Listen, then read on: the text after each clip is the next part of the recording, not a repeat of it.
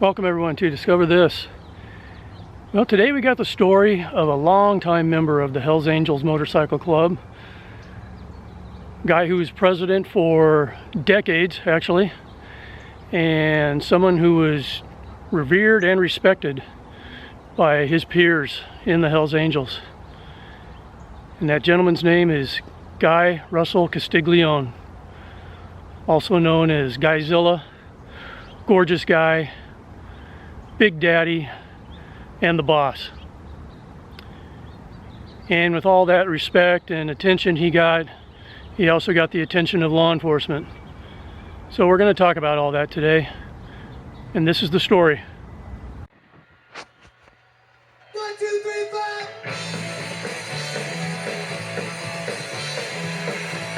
4. And Guy Castiglione grew up in the eastern part of San Diego County, specifically the community of Lakeside.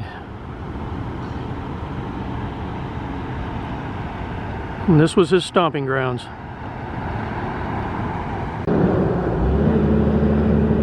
So Guy Castiglione had a big piece of property out here in Lakeside, and on that property there was a large main house.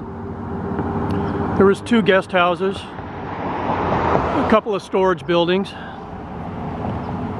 And Guy lived in the big main house, obviously, but he would rent out the guest houses to other Hells Angels members, sometimes Dago members, or sometimes he'd let other members use them as they were passing through town, coming to different events, or just vacationing out this way. In fact, if you saw our video on the death in the Mojave about Kristen Tate, the Dago Hells Angels member that was shot and killed out in the Mojave Desert as he was leaving Laughlin, Nevada. Well, Kristen Tate and his family were renting one of the guest houses on Guy's property when he died. In fact, that's where he was headed to when he was shot and killed off his motorcycle. But out here, this is where Guy lived for pretty much his entire life. And living here in East County, Guy fell in with the Hells Angels. And in December of 1972, Guy Castiglione became a full-patch member of the Hells Angels.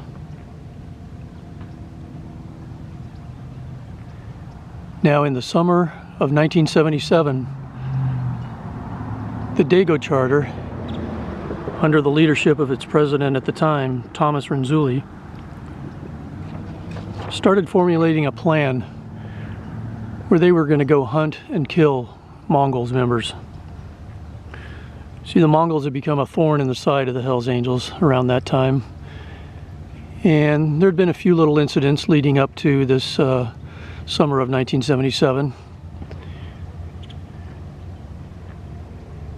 But on September 5th, 1977, Guy Castiglione, David Harbridge, known as OB Dave, Larry Gaskins, known as Skeeter, and James Eaton all got in a car and went up on Interstate 15 north of Escondido, and they were waiting for the Mongols to come back from a big event the Mongols were having Labor Day weekend, September 1977. And sure enough, after a while, 2 Mongols came flying south on Interstate 15, and the car full of Hells Angels pulled out, and Guy Castiglione stuck his gun out the window and shot and killed both Mongols members and wounded their 2 old ladies that were on the back. The 2 Mongols members ended up being Raymond Smith Jingles, the president of the San Diego Mongols, and Emerson Morris Redbeard, the secretary-treasurer of the San Diego Mongols. The 2 women were injured. One of them ended up being paralyzed.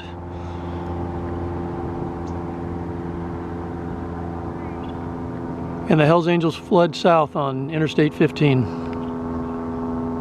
Now, interestingly enough, in October of 1977, Law enforcement raided 23 different locations in and around San Diego and arrested 21 Hells Angels members. Now, this wasn't because of the freeway shooting a month earlier. It was for other crimes, but it did include the funeral home bombing of the two Mongols that were killed on the freeway. You see, there had been a number of dynamite bombings around Southern California. And at the funeral for those two Mongols that were shot and killed on the freeway, a car bomb went off. So it took about a year of investigation and informant tips to piece together the freeway shooting case. Law enforcement started arresting the Hells Angels members involved. The one they couldn't find was Guy Castiglione. Eventually, law enforcement got word that Guy may be hiding out in Imperial County, east of San Diego County, and before you get to Arizona. Specifically, he was in the city of Brawley, California. So law enforcement started doing surveillance around Brawley, and lo and behold, one day they see Guy driving his car to the car wash in town. He was promptly arrested and taken back to San Diego. All the Hells Angels involved in that shooting case ended up pleading guilty, with James Eaton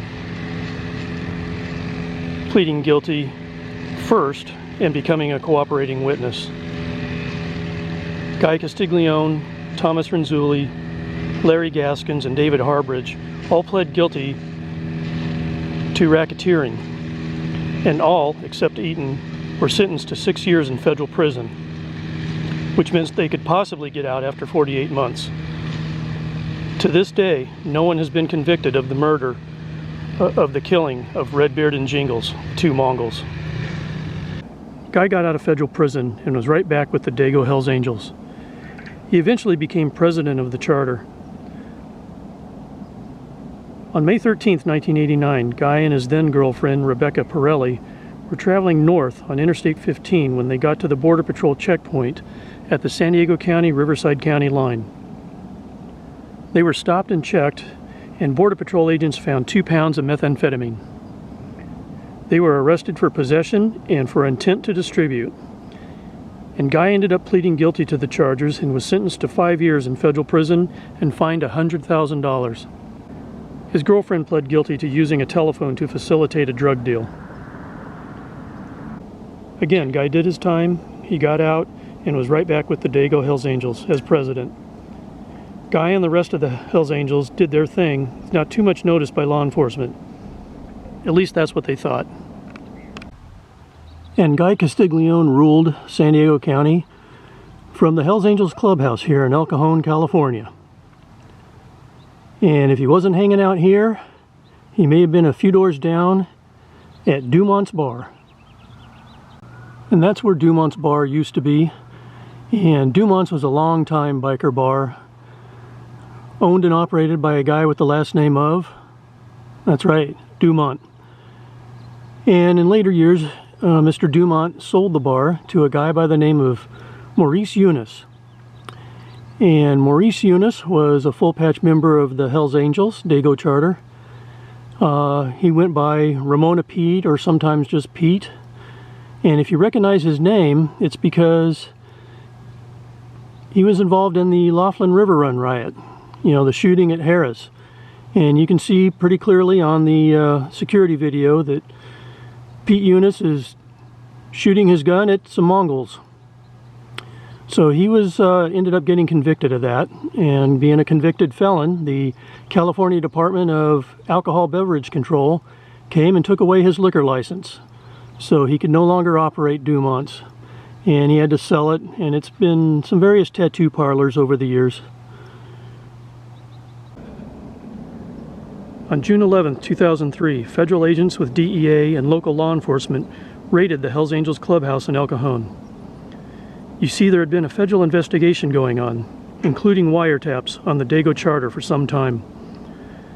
In fact, this investigation, called Operation 5 Star, was going on at the same time as Operation Black Biscuit, that investigation that had Jay Dobbins, the ATF agent that infiltrated the Hells Angels.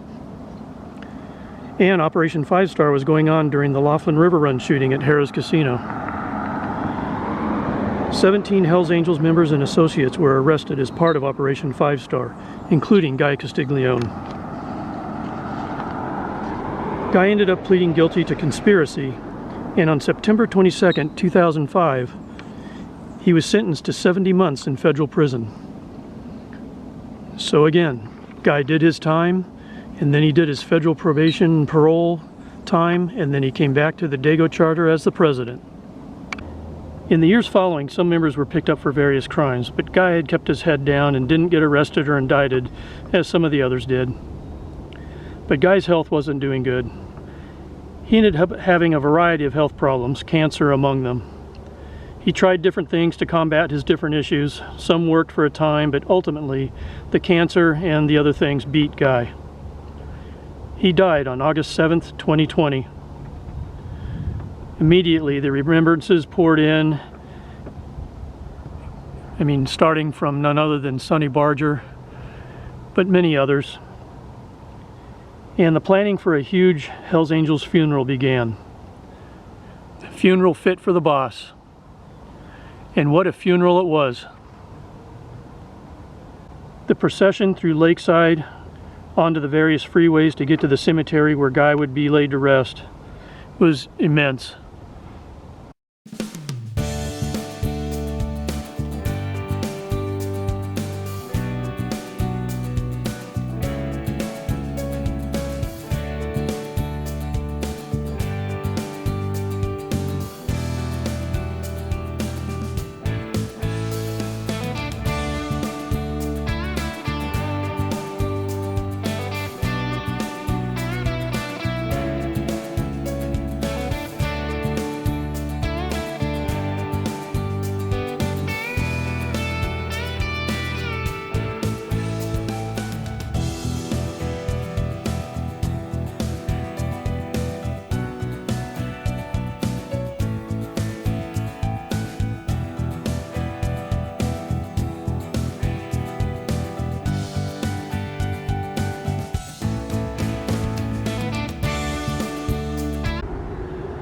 And after the procession got to Mount Hope Cemetery here in San Diego, hundreds gathered right in this area here to pay their final respects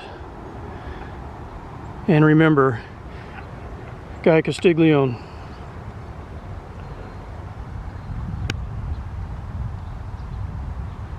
The boss.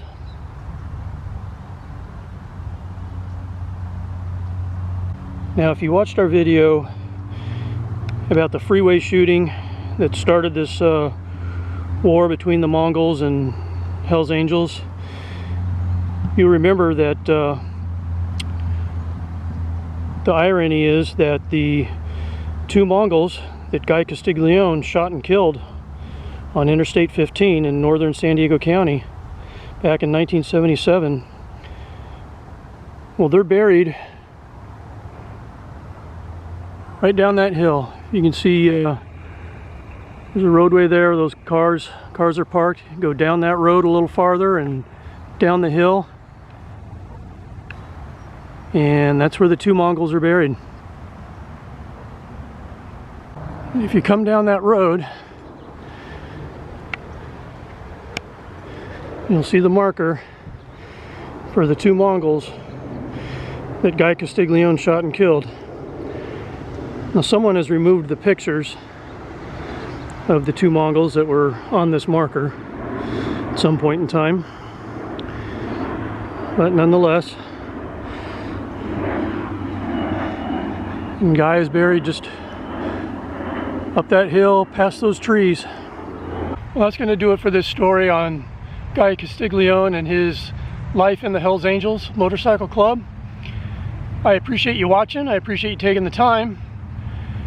If you noticed on his marker, he's laid to rest with his buddy David Harbridge, OB Dave, one of the other guys that was in the car back in 1977 when Guy shot and killed those two Mongols. So they've been buddies for a long time, and now they're laid to rest together.